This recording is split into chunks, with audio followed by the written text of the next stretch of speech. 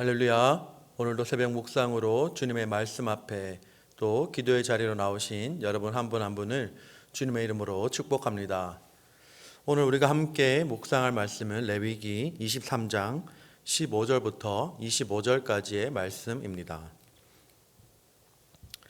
안식일 이튿날 곧 너희가 요제로 곡식단을 가져온 날부터 세어서 7 안식일에 수요를 채우고 7 안식일 이튿날까지 합하여 50일을 계수하여 새 소재를 여호와께 드리되 너희의 초소에서 10분의 2 에바로 만든 떡 2개를 가져다가 흔들지니 이는 고운 가루에 누룩을 넣어서 구운 것이요 이는 첫 요제로 여호와께 드리는 것이며 너희는 또 이 떡과 함께 1년 된 흠없는 어린 양 7마리와 어린 수소 1마리와 순양 2마리를 드리되 이것들을 그 소제와 그 전제 제물과 함께 여호와께 드려서 번제로 삼을지니 이는 화제라 여호와께 향기로운 냄새며 또 순염소 하나로 속죄제를 드리며 1년 된 어린 순양 2마리를 화목제물로 드릴 것이요 제사장은 그 첫 이삭의 떡과 함께 그 2마리 어린 양을 여호와 앞에서 흔들어서 요제를 삼을 것이요 이것들은 여호와께 드리는 성물이니 제사장에게 돌릴 것이며 이날에 너희는 너희 중에 성회를 공포하고 어떤 노동도 하지 말지니 이는 너희가 그 거주하는 각처에서 대대로 지킬 영원한 규례니라. 너희 땅에 곡물을 벨 때에 반 모퉁이까지 다 베지 말며 떨어진 것을 줍지 말고 그것을 가난한 자와 거류민을 위하여 남겨두라. 나는 너희의 하나님 여호와이니라. 여호와께서 모세에게 말씀하여 이르시되 이스라엘 자손에게 말하여 이르라. 7째 달 곧 그 달 첫날은 너희에게 쉬는 날이 될지니 이는 나팔을 불어 기념할 날이요 성회라. 어떤 노동도 하지 말고 여호와께 화제를 드릴지니라. 아멘. 오늘 우리에게 주신 말씀을 위해서 함께 기도하겠습니다. 하나님 아버지 은혜를 감사합니다. 오늘 우리에게 주어진 이 말씀을 감사함으로 받게 하여 주시고 이 말씀을 온전히 우리의 삶 가운데 오늘 온전히 종일토록 이 말씀을 묵상할 수 있는 우리 모두가 되게 하여 주시옵소서. 그 말씀 따라가는 인생길 가운데 하나님께서 먼저 앞서서 일하시는 것을 우리가 경험하게 하여 주시고 하나님 따라 살아가는 우리의 모든 인생길이 복된 인생길 될 수 있도록 은혜 더하여 주시옵소서. 감사드리며 살아계신 예수님의 이름으로 기도합니다. 아멘. 오늘 우리에게 주신 말씀을 가지고 주신 은혜대로라는 제목으로 함께 은혜를 나누도록 하겠습니다. 오늘 말씀에서는 77절에 관한 규례가 나옵니다. 이 77절은 맥추절 혹은 오순절이라고도 하죠. 그래서 이 77절은 이스라엘 3대 절기 중에 하나입니다.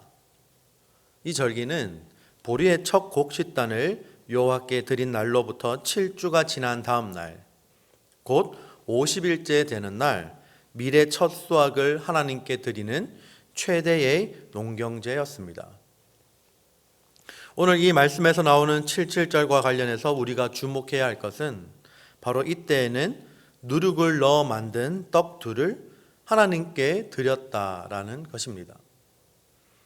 근데 굉장히 이 사실은 이례적인 것이었죠. 왜냐하면 이 누룩은 부패와 죄악을 상징하는 것으로서 일반적으로 하나님께 드리는 제물에는 포함시키지 않았습니다. 그래서 이 누룩은 하나님께 드리는 제물에는 주로 사용이 금지되었던 것이죠.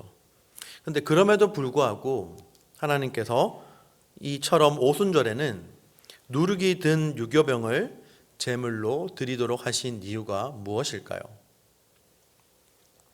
여기에는 중요한 목적이 있습니다. 그것은 바로 이스라엘 백성들이 하나님께서 베풀어 주신 그 풍성한 은혜에 합당하게 동일한 감사를 드리도록 하기 위함이었습니다. 누룩은 음식을 발효시키고 그리고 음식을 부풀리는 특성 때문에 성경에서는 사람을 부패하게 하고 그리고 그것에 접촉된 사람마다 오염시키는 죄를 상징하기도 하였지만 한편으로는 이 부풀리는 특성 때문에 풍성함을 상징하기도 합니다. 그런데 이 77절은 초실절 때부터 거두어들이기 시작한 보리의 수확이 거의 끝나고 다시 밀을 수확하는 이 시기에 시작되었습니다.